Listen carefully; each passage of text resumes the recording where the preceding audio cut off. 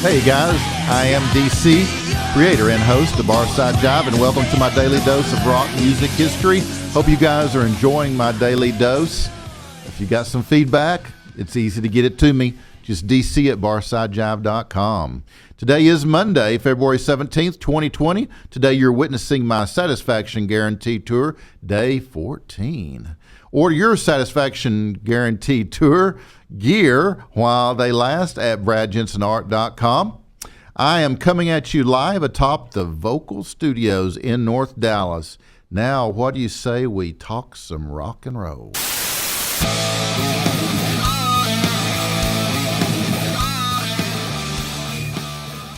On this day, 1964, Herb Alpert and the Tijuana Brass appear in their first major concert in Los Angeles. Over the next 3 years, they will become one of the most successful instrumental acts in history, achieving 12 Billboard Top 40 hits.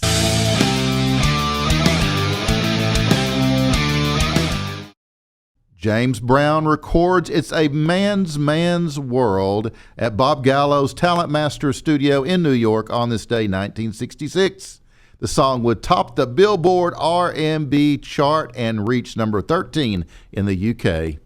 The song was originally called It's a Man's World, but Brown added the extra words to the title as a reference to the 1963 hit comedy It's a Mad, Mad, Mad, Mad World.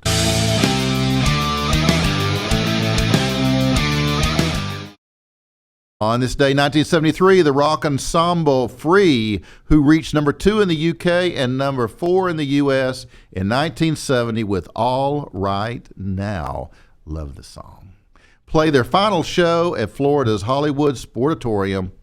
Vocalist Paul Rogers and drummer Simon Kirke will move on to form Bad Company.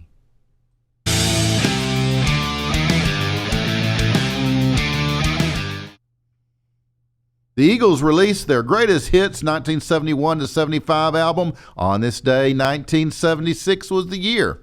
To this day, it is still one of the best-selling records of all time.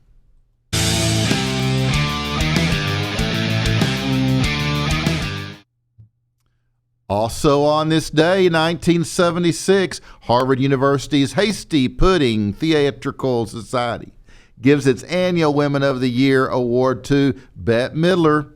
Upon accepting, Bette says, "This award characterizes what the American male wants in a woman: brains, talent, and gorgeous tits."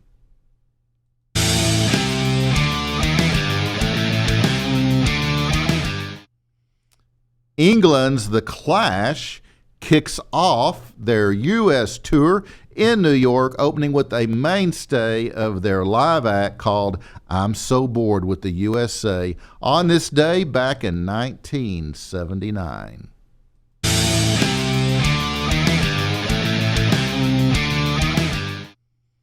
Bill Cowsill, who led his band, the Cowsills, on their 1967 hit The Rain, The Park, and Other Things, died at the age of 58 on this day in 2006.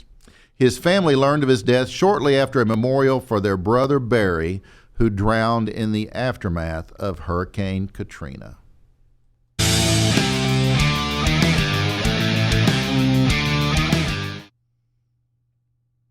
On this day in 2012, Michael Davis, part of the MC5 lineup, I love MC5, who rose to prominence with their 1969 track Kick Out the Jams, died following treatment for liver disease.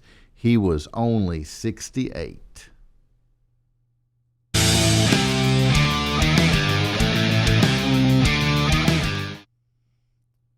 Devo guitarist Bob Casale died of heart failure at the age of 61 on this day in 2014.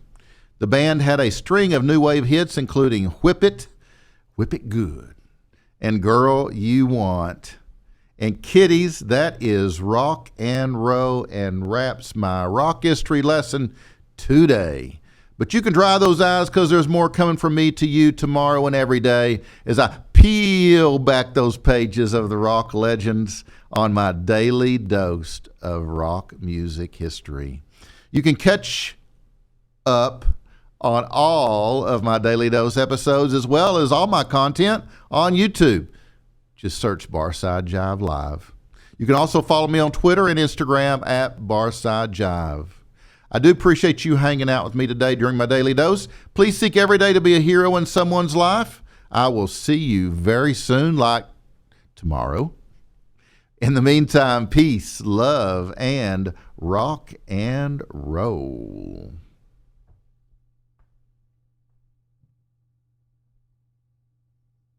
You ready? Okay. Have mercy. Good night, Bill.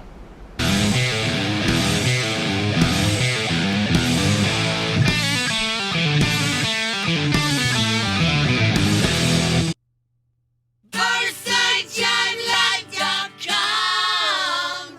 That's BarsideJiveLive.com.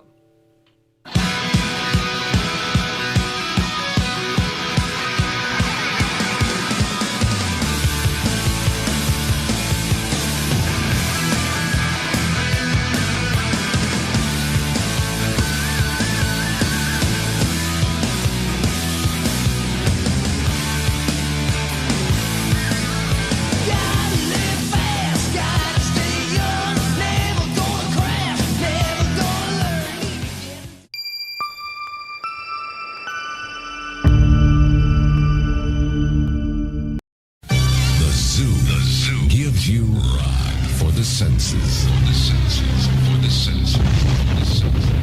Lows that evolve into highs that pierce.